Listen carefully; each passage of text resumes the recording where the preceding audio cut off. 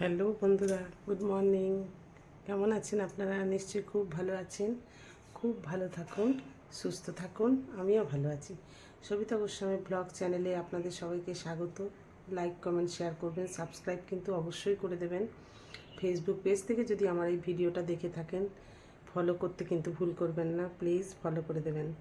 আজকে আবার হাজির হয়েছি আপনাদের সঙ্গে একটা রান্না শেয়ার করব। তো চলুন দেখাবো। সে রান্নাটা হচ্ছে লাউ শাক। লাউ শাক একদম নিরামিষভাবে লাউ শাক কীভাবে রান্না করি আমি সেটা দেখাবো। তো চলুন দেখিয়ে দিই। এই যে আমি লাউ শাক ছোটো ছোটো করে কেটে খুব ভালো করে ধুয়ে পরিষ্কার করে জল ঝরিয়ে রেখেছি। এখানে একটু আলু কেটে নিয়েছি, এখানে একটু বেগুন কেটে নিয়েছি।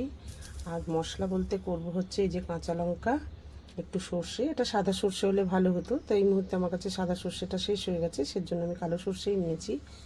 আর নিয়েছি হচ্ছে 2 চামচ পোস্ত।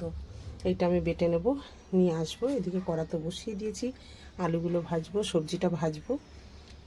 তো চলুন এটা বেটে নিয়ে আমি রেডি করে আসছি, দেখতে থাকুন।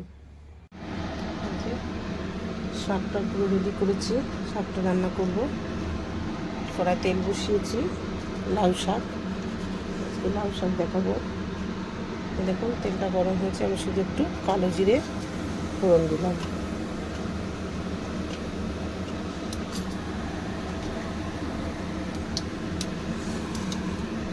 এবার আমি এই আলুটা দিলাম।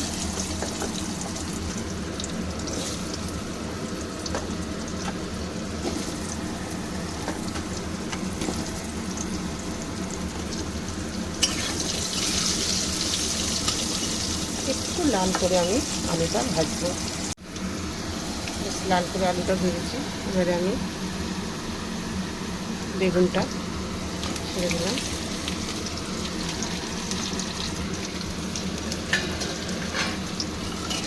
এই বেগুনটাও নেড়ে চেড়ে নেব।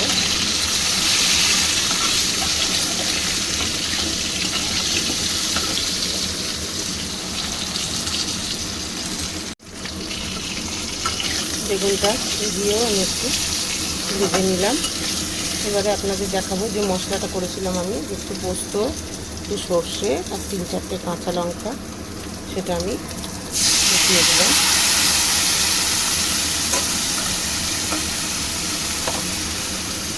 একটু চিনি দিলাম, কারণ চিনি কিন্তু শাক, একটু তুলনামূলক চিনিটা বেশি দিলাম। নুনটা এখন আমি দেবো না, স্বাদটা কমে এলে তারপরে নুন দেবো। আগে নুন দিয়ে দিলে স্বাদ কমে গেলে নুনটা বেশি হয়ে যেতে পারে, সেই জন্য আমি এখন নুনটা দিচ্ছি। আর এই সর্ষে পোস্তটা আমি বেশি ভাজবও না, আমি সঙ্গে সঙ্গে শাকগুলো ছেড়ে দেবো।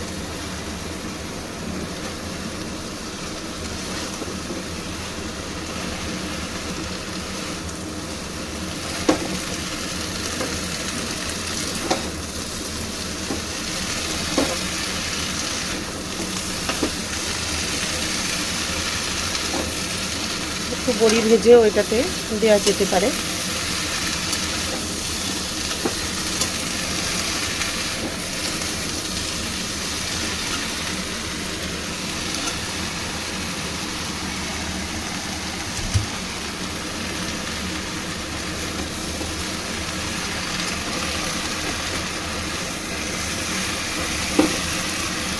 এই শাকটা দিয়ে নেড়ে ছেড়ে নিয়ে আমি ঢেকে দেব।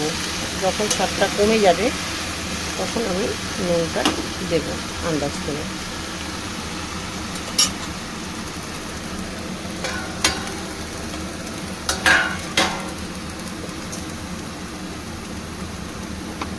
সামান্য মশলার জায়গাটা ধুয়ে আমি জলটা দিয়ে দিলাম।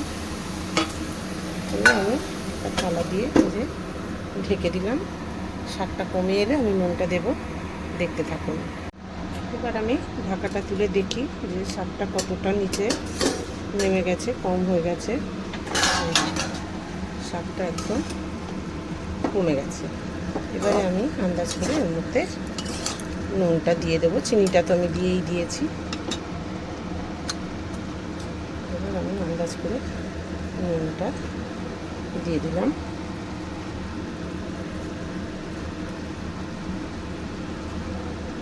ব্যাস, আর আমি নুন দেবো না। একটু হলুদ দিয়ে নিই, হলুদটা দিয়ে দেবো।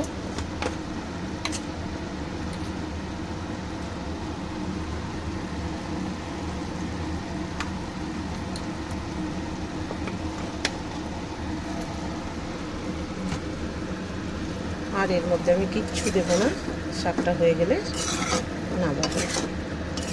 এই আলুটা সেদ্ধ হবে, ডাঁটাটা সেদ্ধ হবে, পুরো সেদ্ধ হয়ে গেলে আমি নামিয়ে নেব। আবার আমি শাকটা ঢেকে দিচ্ছি।